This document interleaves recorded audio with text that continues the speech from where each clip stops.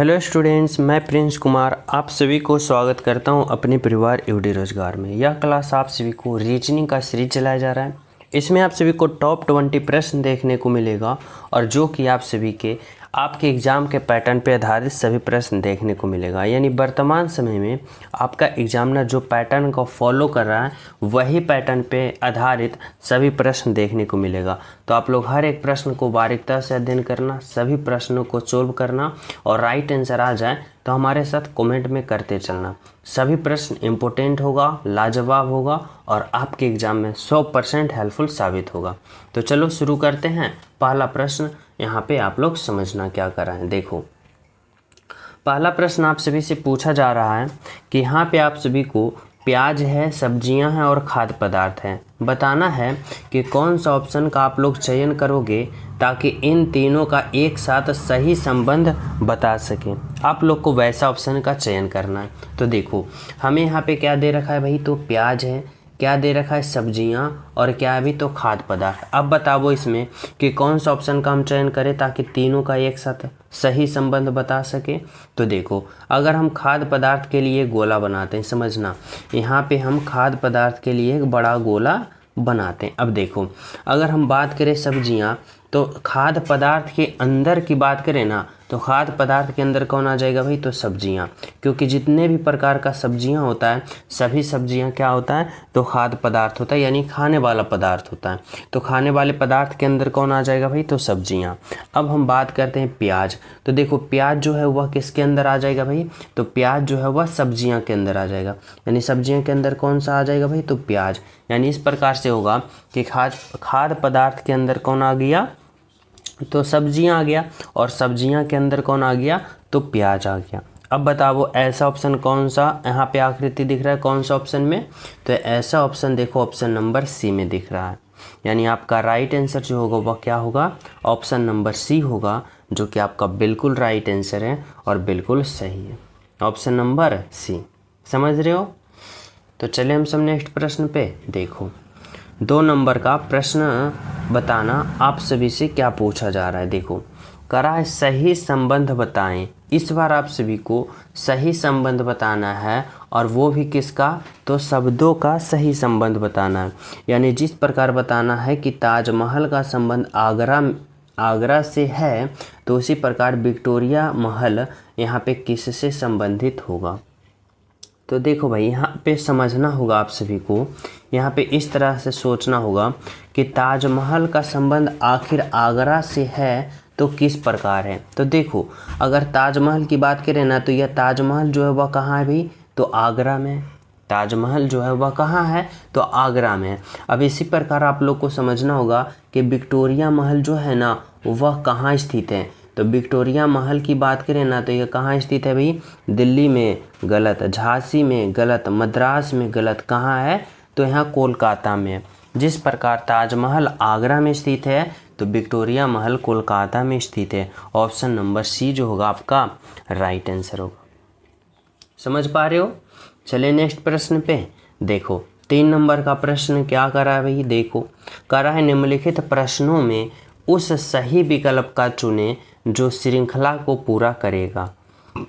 यानी बताना है जो यह प्रश्न है सीरीज वाले, और वो भी किसका है भाई, तो संख्याओं का सीरीज है कि 6 से 18, 36, 108, 216। तो उसके बाद अगले वाले जो आएगा वह क्या होगा, यहाँ पे बताना है। कैसे आप लोग बताओगे भाई, किस प्रकार सोचोगे, तो देखो इस तरह से समझना कि जिस प्रकार 6 से 18 हुआ है, 18 से 36 हुआ है, 36 से 108 और 108 से 216, तो उसी प्रकार यहाँ पे क्या होगा हमें ये पता करना है। तो देखो, सबसे पहले देखो सीरीज वाले, सीरीज में क्या हो रहा है अभी, तो यहाँ पे इंक्रीज हो रहा है, यानी बढ़ रहा है, यह सीरीज बढ़ते हुए सीरीज चल रहा है। और वो भी देखो क्या हो रहा है भाई, तो 6 से स्टार्ट हुआ, 18, 36, 108, 216, यानी फिर बड़ा बड़ा संख्या होने लगा। देखो, कोई भी प्रश्न को हल करने से पहले थोड़ा सा आप लोग को यहाँ पे थोड़ा सा थिंकिंग करना होगा, आउट ऑफ थिंकिंग जिसे कहते हैं। जैसे इसमें सोचना होगा कि जैसे 6 है, 18 है, उसके बाद बहुत बड़ा बड़ा संख्या आने लगा, तो हमें इसमें जहाँ तक पहले हमें यहाँ पे सोचना होगा इस तरह से कि पहले इसमें या तो गुना होगा या तो स्क्वायर होगा, तभी तो छोटा अंक से बड़ा बड़ा अंक आएगा।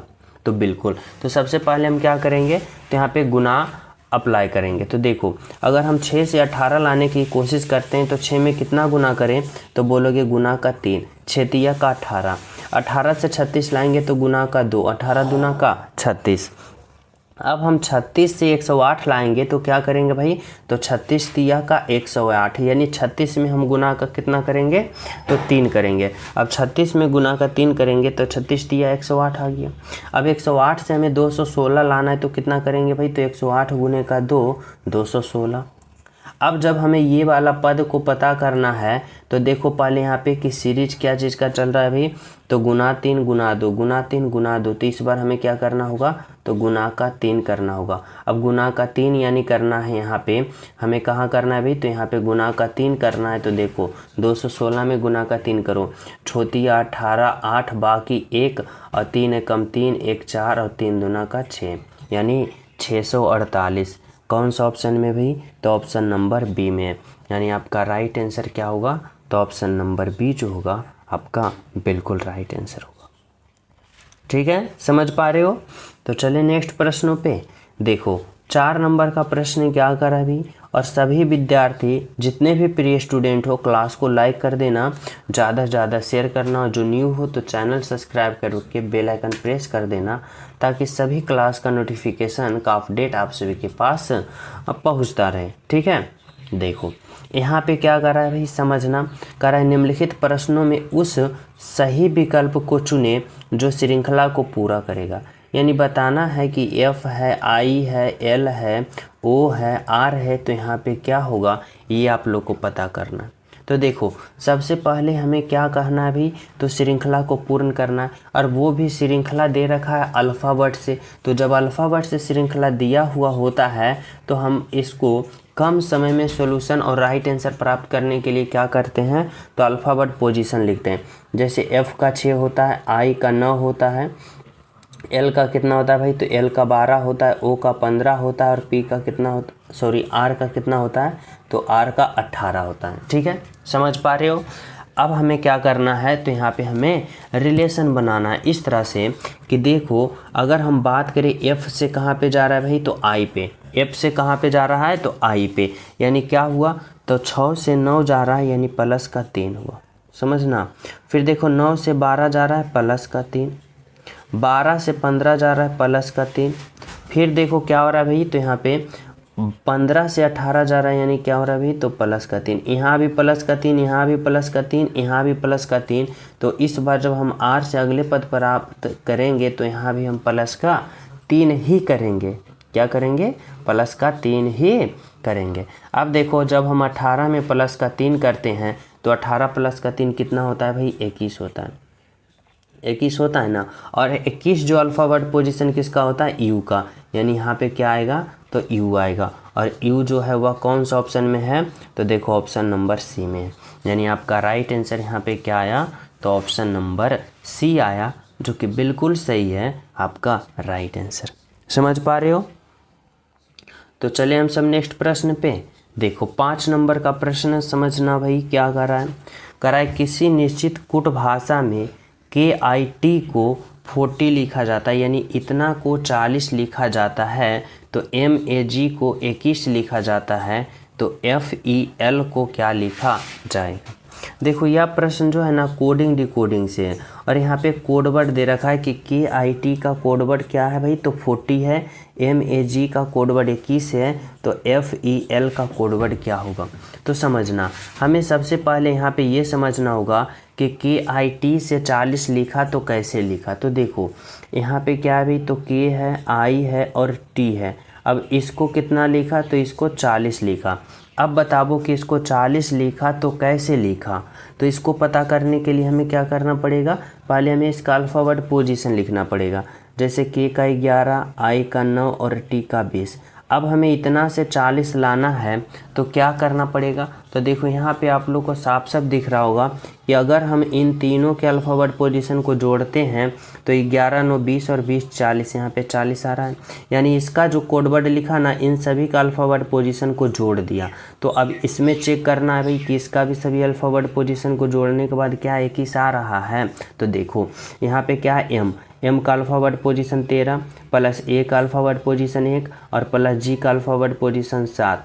अब जोड़ो 13 प्लस का 7 कितना होगा भाई, तो 13 प्लस का 7 20 और 1 21 यानी 21। और यहाँ पे 21 है ना, बोलोगे जी।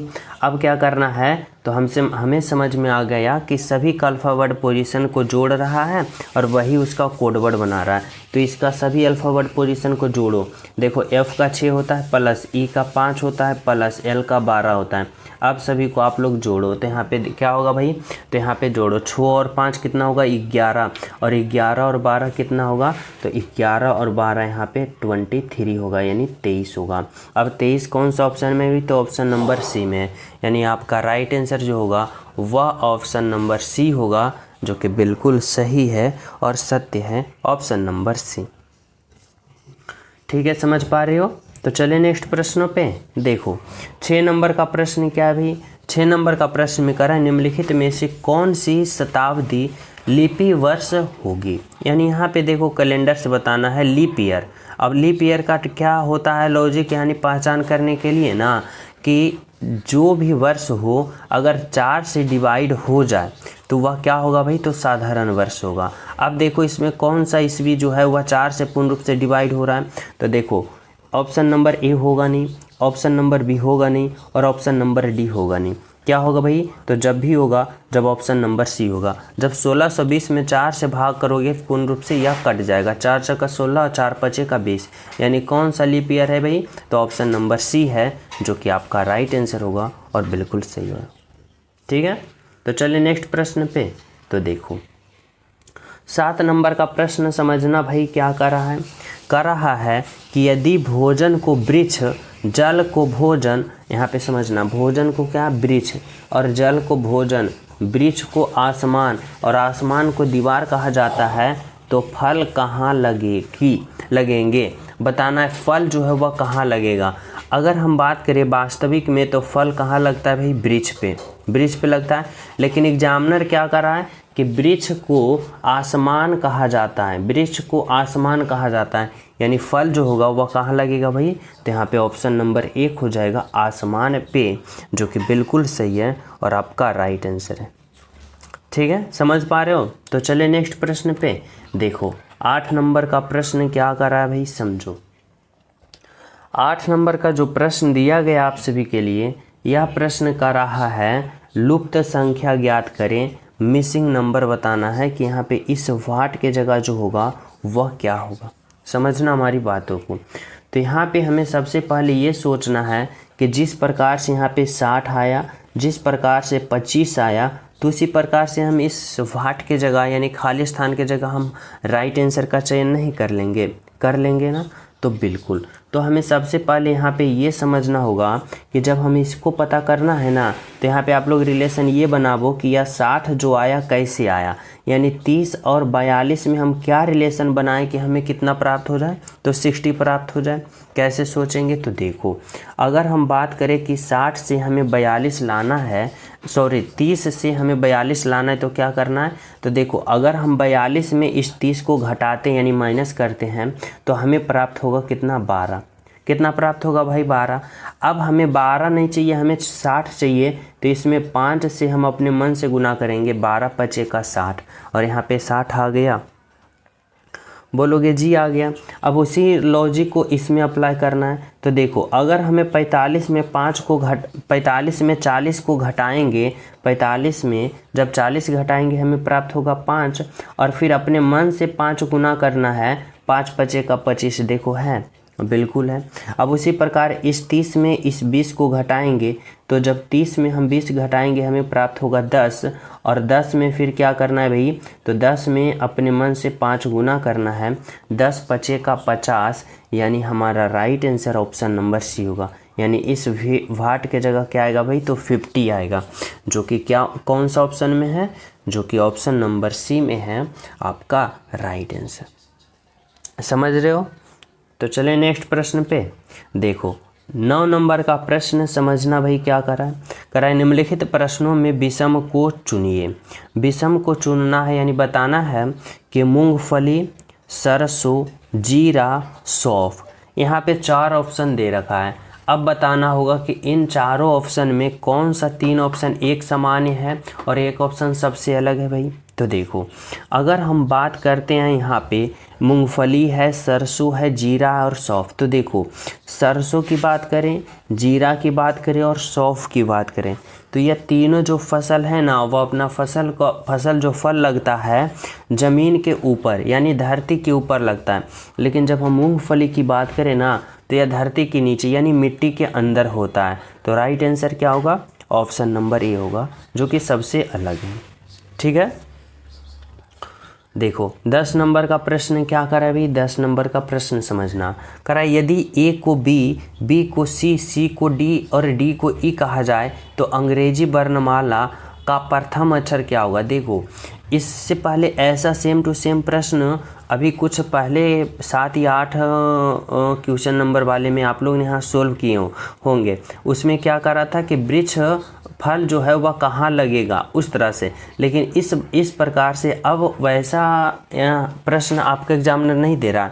अब इस प्रकार से थोड़ा सा कंफ्यूज करने के लिए अल्फ़ा वर्ड में दे रखा है यानी वर्णमाला में दे रखा है। इस तरह से समझो कि ए को बी कहा जाता है, बी को सी, सी को डी और डी को ई कहा जाता है। समझना, तो अंग्रेजी वर्णमाला का प्रथम लेटर यानी प्रथम अक्षर क्या होता है, तो प्रथम अक्षर जो होता है ए होता है, लेकिन एग्जामिनर कह रहा है ए को बी कहा जाता है, यानी राइट आंसर आपका क्या होगा, तो ऑप्शन नंबर बी होगा। ठीक है, ऑप्शन नंबर क्या होगा, तो ऑप्शन नंबर बी होगा। समझ रहे हो ना, बिल्कुल।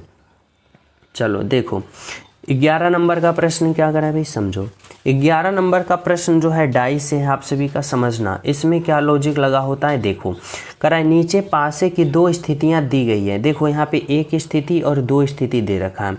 करा है इनमें एक के क्या भाई, एक के विपरीत सतह पर कौन सा अंक आएगा।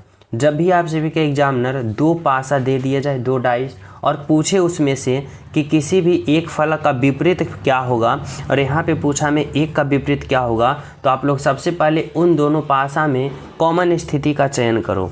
अगर हम कॉमन की बात करें तो यहाँ पे 9 और यहाँ पे 9 कॉमन है, यहाँ पे 7 और यहाँ पे 7 कॉमन है। अब बचा कौन कौन भाई, तो जब 2 पासा में 2 स्थितियां कॉमन हो जाती है ना, और जो तीसरी स्थितियां बच जाता है वह एक दूसरे का क्या होता है, तो एक दूसरे का विपरीत होता है।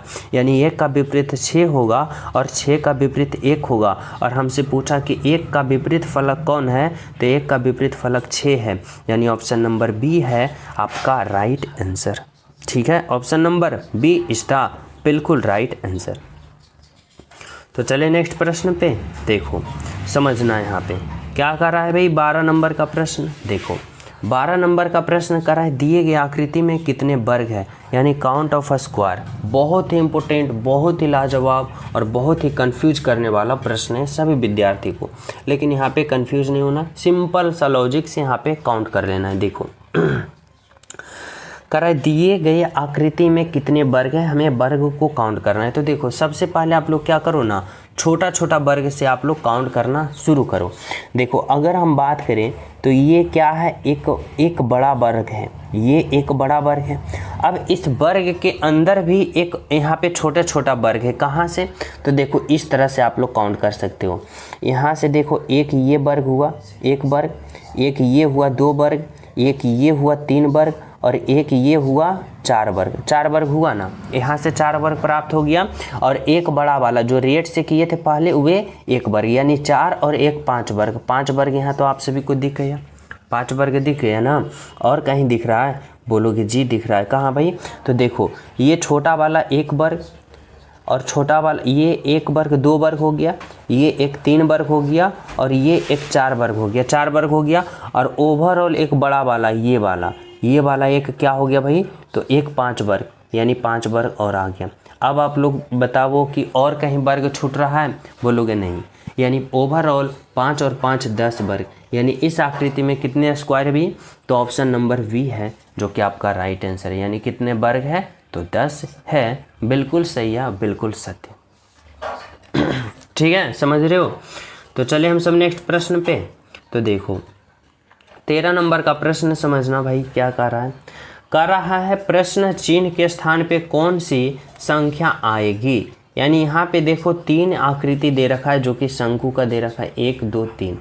अब बताना है यहाँ पे कि इस वाट के जगह जो आएगा वह क्या आएगा।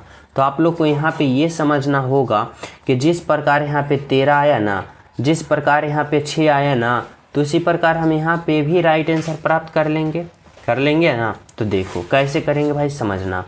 हमें ये समझना होगा कि इस 7 को इस 5 को आपस में हम किस तरह रिलेशन लगाएं कि हमें 6 प्राप्त हो जाए। कैसे हम सोचेंगे, अब उसी प्रकार से सोचेंगे कि 5 और 21 में किस प्रकार रिलेशन बनाएं कि हमें 13 प्राप्त हो जाए। तो देखो अगर हम इस 7 को और 5 से 6 लाने की कोशिश करेंगे तो कौन सा लॉजिक फॉलो करेंगे भाई, तो ये हम सोचेंगे कि 7 और प्लस 5 को पहले जोड़ दो। 7 और प्लस 5 को जोड़ेंगे 12 आएगा, लेकिन हमें चाहिए 6, तो 12 का आधा कर दो, 6 प्राप्त हो जाएगा। ठीक है, समझना। अब उसी प्रकार से 21 प्लस 5 को जोड़ो, 26 आएगा, और 26 में जब आधा करोगे 2 से भाग दोगे तो 13 प्राप्त हो रहा है। बिल्कुल। अब यहाँ पे भी वही लॉजिक फॉलो करो, 21 प्लस का 7 जोड़ो तो 21 प्लस का 7 कितना होगा भाई, 28। अब 28 में 2 को आप लोग भाग दोगे, यानी 2 से भाग दोगे, प्राप्त होगा कितना, 14, यानी 14। कौन सा ऑप्शन में है, तो ऑप्शन नंबर 4 में है। यानी आपका राइट आंसर यहाँ पे निकल के आया ऑप्शन नंबर 4 जो कि 14 होगा। बिल्कुल सही है आपका, बिल्कुल राइट आंसर। ठीक है, तो चलिए नेक्स्ट प्रश्न पे। देखो 14 नंबर का प्रश्न समझना क्या करा है। यहाँ भी आप सभी को लुप्त संख्या बताना है, मिसिंग नंबर, इस तरह के कि इस भाट के अंदर क्या होगा। तो देखो जब भी प्रश्न गोला के अंदर यानी वृत्त के अंदर लुप्त संख्या बोले ना, तो 2-3 तरीका से ही यहाँ पे रूल काम करता है, फॉलो करता है। या तो आप लोग 2 3 4 5 इस तरह से चलो, और जब इस तरह से आपका राइट आंसर ना आ जाए तो इस तरह से सोचना कि 2 के सामने से रिलेशन बनावो, और इसके सामने और इसके सामने से रिलेशन बनावो। तो देखो अगर हम बात करते हैं यहाँ पे कि आमने सामने से रिलेशन बनाने की कोशिश करते हैं ना, तो नहीं होगा। जैसे 2 से 5 नहीं आएगा, 4 से 7 नहीं आएगा, यानी कोई लॉजिक फॉलो नहीं कर रहा है। तो हमें इस तरह से सोचना होगा कि अगर हम 2 से 3 जा रहे हैं, क्या कर रहे हैं भाई, प्लस का 1, 3 से 4 जा रहे हैं, प्लस का 1, 4 से 5 जा रहे हैं, प्लस का 1। समझना, ये तो हो गया वृत्त का आधा, यानी इस तरफ भाग को। अब हम वृत्त के इस तरफ वाले भाग को हम यहाँ पे लॉजिक लगाना शुरू करते हैं। तो देखो 5 से 7 जा रहे हैं, प्लस का 2 कर रहे हैं, समझना। और 7 से 9 पे जा रहे हैं, यानी यहाँ भी क्या करें भाई, तो यहाँ भी प्लस का 2 करें। अब हम 9 से जब अगले पद प्राप्त करेंगे तो यहाँ भी क्या करेंगे, तो यहाँ भी हम प्लस का 2 ही करेंगे, और 9 प्लस का 2 करेंगे तो कितना आएगा, तो 9 प्लस का 2 11, और 11 देखो ऑप्शन नंबर 2 में है। यानी इस वाट के जगह जो होगा, इस वाट के जगह क्या होगा, तो ऑप्शन नंबर 2 होगा, यानी 11 आएगा, जो कि बिल्कुल सही है। किस प्रकार से, तो वृत्त के आधा यानी इस तरफ +1+1 रूल फॉलो किया, और वृत्त के इस तरफ भाग जो है +2+2 रूल फॉलो किया है। यानी राइट आंसर जो होगा ऑप्शन नंबर 2 होगा। बिल्कुल आपका राइट आंसर है और बिल्कुल सही है। ठीक है, समझ पा रहे हो। तो चलिए नेक्स्ट पे देखो 15 नंबर का प्रश्न समझना भाई क्या करा। यदि किसी भाषा में KEY को XDJ कहा जाता है तो इतना को उसी भाषा में कैसे लिखा जाएगा। यह प्रश्न कोडिंग डिकोडिंग का है। तो देखो यहाँ पे क्या है भाई, तो K है, फिर क्या है E है, और क्या है तो Y है। अब इतना से क्या लिखा, तो X लिखा, D लिखा और J लिखा। अब इतना से इतना लिखा तो कैसे लिखा, ये पता करने के लिए यहाँ पे आपको लोग का अल्फ़ाबेट पोजीशन लिखना पड़ेगा। जैसे K का 11 होता है, E का 5 होता है और Y का 25 होता है, X का 24 होता है भाई, D का 4 होता है और J का 10 होता है। अब यहाँ पे आप लोग रूल फॉलो कर लो। क्या करोगे, तो देखो इस तरफ वाले भाग की बात करें ना, तो यहाँ पे बड़ा हुआ संख्या है, और यहाँ पे बात करें ना तो एक एक स्टेप घटा हुआ संख्या है। देखो ऐसे हो रहा है, समझो ना। K से देखो कहाँ पे जा रहा है भाई, J पे, यानी K का 10, K का 11, J का 10, माइनस का 1, ई से जा रहा है डी पे 5 से 4 पे माइनस का 1, और 22 से जा रहा है एक्स पे यानी 25 से 24 पे माइनस का 1। तो देखो क्या हो रहा है ना कि -1 -1 हो रहा है। तो इसमें हम उसी प्रकार से करेंगे। यहाँ पे क्या है भाई, जी है, इस तरह से समझना। यहाँ पे क्या है, जी है, ई है और क्या है, आर है। अब देखो यहाँ पे समझना आप लोग, यहाँ पे आप लोग क्या करना है तो अल्फ़ाबेट लिखना है। देखो जी का अल्फ़ाबेट पोजीशन 7, ई का 5, आर का 18। तो देखो हम जी से यहाँ पे क्या निकालेंगे तो हमें 3 अल्फ़ाबेट निकालना है। तो पहले वाले से हमें क्या प्राप्त होगा तो अंत वाले अल्फ़ाबेट प्राप्त होगा। अब जी का 7 में 1 घटा दोगे तो प्राप्त होगा 6, और 6 जो होता है वह एफ़ का, तो यहाँ पे एफ़ होगा। ई से प्राप्त होगा दूसरे वाले, ई का 5 में घटाओगे 4, और 4 जो होता है वह डी का, तो यहाँ पे डी होगा। आर की बात करें 18 में 1 घटा दोगे 17, और 17 जो होता है वह किसका होता है भाई तो क्यू का, यानी क्यू। अब बताओ क्यू डी एफ कौन सा ऑप्शन में है, ऑप्शन नंबर 3 में है। यानी आपका राइट आंसर जो होगा वह ऑप्शन नंबर 3 होगा। बिल्कुल सही, बिल्कुल सत्य, आपका राइट आंसर। समझ पा रहे हो। तो चले नेक्स्ट प्रश्न पे। देखो भाई क्या कर रहा है, 16 नंबर का प्रश्न समझना। कराए जिस प्रकार कार का संबंध पेट्रोल से है तो उसी प्रकार टीवी का संबंध किससे होगा। बताओ कितना यहाँ पे लाजवाब प्रश्न है। कार का संबंध पेट्रोल से, यानी कार जो है एक प्रकार का गाड़ी है, यातायात है, और इस यातायात को चलाने के लिए किसका प्रयोग करते हो, यानी कार को चलाने के लिए पेट्रोल का प्रयोग करते हो। तो टीवी को चलाने के लिए किसका प्रयोग करते हो, मनोरंजन का, गलत प्रसारण का, पर्दा का, किसको, विद्युत का, यानी विद्युत धारा का। यानी राइट आंसर क्या होगा भाई तो ऑप्शन नंबर 4 होगा आपका राइट आंसर, बिल्कुल सही आंसर। ठीक है, चले नेक्स्ट पे। देखो 17 नंबर का प्रश्न समझना क्या कर रहा है। सुरेश ने एक लड़के की ओर इशारा करते हुए उसने कहा कि वे मेरे ससुर के इकलौते बेटी का लड़का है। लड़के का सुरेश से क्या संबंध है। देखो रिलेशन वाले, ब्लड रिलेशन, बहुत ही सिंपल तरीका से समझाऊंगा, बस समझो। यहाँ पे कह रहा है सुरेश ने एक लड़के की ओर इशारा करते हुए कहा। देखो यहाँ पे कौन है तो यहाँ पे सुरेश है। यहाँ पे मैं क्या लिखता हूँ भाई तो सुरेश, ठीक है। यहाँ पे कौन है तो यहाँ पे सुरेश है, ठीक है। अब देखो क्या कर रहा है, कह रहा है सुरेश ने एक लड़के की ओर इशारा करते हुए कहा, एक लड़के की ओर, और यहाँ पे एक लड़के और इशारा करते हुए क्या कहा कि वह जो लड़का है ना मेरे ससुर के, यानी इस सुरेश के ससुर के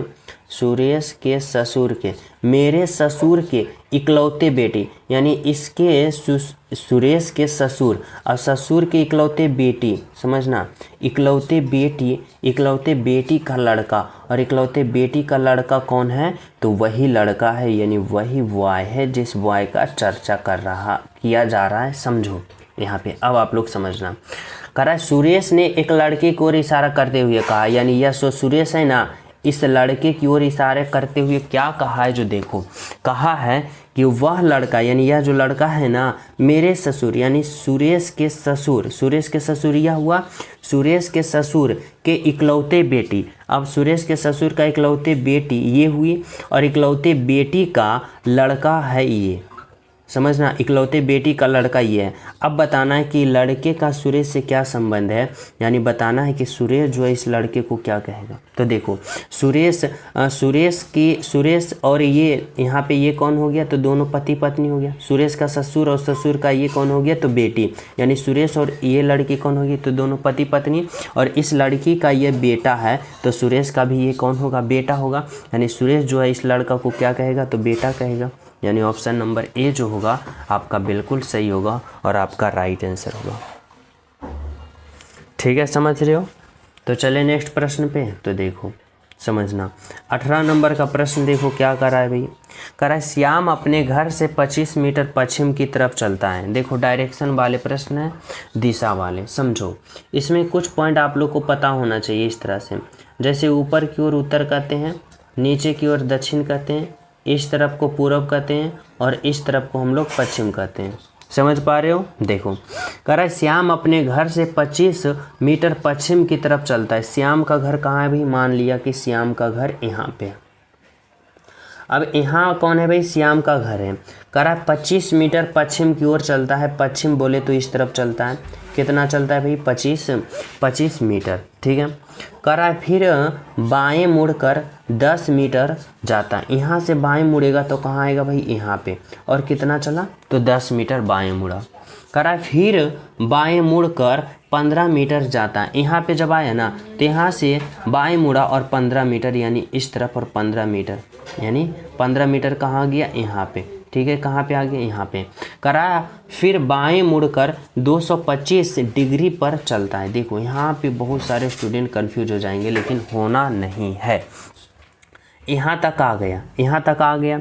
अब कह रहा है ना कि फिर बाएं को मुड़ता है, देखो यहाँ पे है, ठीक है, और यहाँ से बाएं मुड़ेगा, यहाँ से बाएं मुड़ेगा तो इधर क्या आएगा, बाएं इसका इधर होगा, समझना। अगर दाएं बोलता यहाँ पे आए तो दाएं इस तरफ होता, और बोल रहा है बाएं मुड़ा तो बाएं मुड़ा इस तरफ, और कितना मुड़ा भाई तो 200 कितना मुड़ा तो 225 डिग्री मुड़ा। अगर व्यक्ति यहाँ पे है, अब यहाँ से बताना कि 225 डिग्री मुड़ेगा, तो देखो यहाँ से ऐसे मुड़ेगा तो ऐसे, यानी इतना मुड़ा तो कितना मुड़ा 180 डिग्री, 180 डिग्री यहाँ और क्या कह रहा है कि 225 डिग्री मुड़ा, यानी यहाँ से 45 डिग्री और मुड़ेगा तो 225 डिग्री होगा, यानी कहाँ तक आया तो यहाँ तक आया। और इस दिशा को बताना है कि अब श्याम किस दिशा में चल रहा है। तो देखो अब श्याम इस दिशा में चल रहा है, और इस दिशा को क्या कहा जाता है, तो इस दिशा को ये कहा जाता है, समझना, कंफ्यूज नहीं करना है। तो इस दिशा को क्या कहा जाता है, तो इधर से दक्षिण और इधर से पश्चिम, यानी दक्षिण और पश्चिम बोले तो ऑप्शन नंबर डी आपका राइट आंसर होगा। समझ पा रहे हो, दक्षिण और पश्चिम क्या होगा, तो आपका राइट आंसर होगा। तो चले नेक्स्ट प्रश्न पे। देखो नेक्स्ट प्रश्न क्या कर रहा है भाई, तो 19 नंबर का प्रश्न समझना। 19 नंबर का प्रश्न कराए, निम्नलिखित प्रश्नों में उस सही विकल्प को चुने जो श्रृंखला को पूरा करेगा। यानी बताना है कि इतना इतना इतना है, तो यहाँ पे अगले वाले जो आएगा वह क्या आएगा। तो देखो यहाँ पे अल्फा वर्ड का भी प्रयोग किया गया और श्रृंखला के भी प्रयोग किया गया। यहाँ पे बताना होगा इस तरह से कि 2 है, 4 है, 12 है, तो अगले पद क्या आएगा। तो देखो अगर हम 2 से 4 की ओर बात करते हैं तो 2 से 4 हुआ तो गुना का 2 किया, 2 दूना का 4, 4 से 12 हुआ तो गुना का 4 दिया का 12 गुना का 3 किया। तो अगले पद निकालेंगे तो क्या करेंगे, गुना 2 गुना 3, इस बार क्या होगा गुना का 4। अब देखो 12 गुने का 4 करेंगे क्या होगा, 12 का 12, 12 दूनी 24, 12 3 का 36, 12 चक्का 48, 48 बोले तो 48 कौन सा ऑप्शन में है, देखो यहाँ पे 48 है, 36 है, 36 है, 40 है, यानी क्या होगा, तो ऑप्शन नंबर सी आपका राइट आंसर होगा। ठीक है, समझ पा रहे हो। तो चलिए नेक्स्ट प्रश्न पे। देखो 20 नंबर का प्रश्न क्या करा है, करा उस उत्तर आकृतियों में से उस आकृति का चयन कीजिए जो श्रृंखला को पूरा करेगा। और यह प्रश्न मैं आप सभी को क्या करता हूं, तो होमवर्क के रूप में देता हूं। यहाँ पे आप लोग को बताना होगा कि जो ये आकृति में जो रूल फॉलो किया, उसके बाद जो रूल फॉलो करके ये आकृति बनाए, फिर ये बनाए, ये बनाए, तो अगले वाला जो आकृति बनेगा ना वह कौन सा ऑप्शन की तरह बनेगा, ये बताना है। समझना, बहुत ही लाजवाब प्रश्न है। राइट आंसर आप लोग कमेंट में बताना कि HW यानी 20 नंबर का प्रश्न का राइट आंसर ऑप्शन नंबर ये है। ठीक है, तो सभी प्रिय स्टूडेंट क्लास को लाइक कर देना, ज़्यादा से ज़्यादा शेयर करना, जो न्यू हो चैनल सब्सक्राइब करके बेल आइकन प्रेस जरूर कर लेना, ताकि सभी क्लास का नोटिफिकेशन का अपडेट आप सभी के पास मिलता रहे। साथ ही में टेलीग्राम लिंक डिस्क्रिप्शन में, वहाँ भी ज्वाइन हो जाना। ठीक है, तो मिलते हैं नेक्स्ट क्लास में। जब तक सभी को हमारे तरफ से जय हिंद।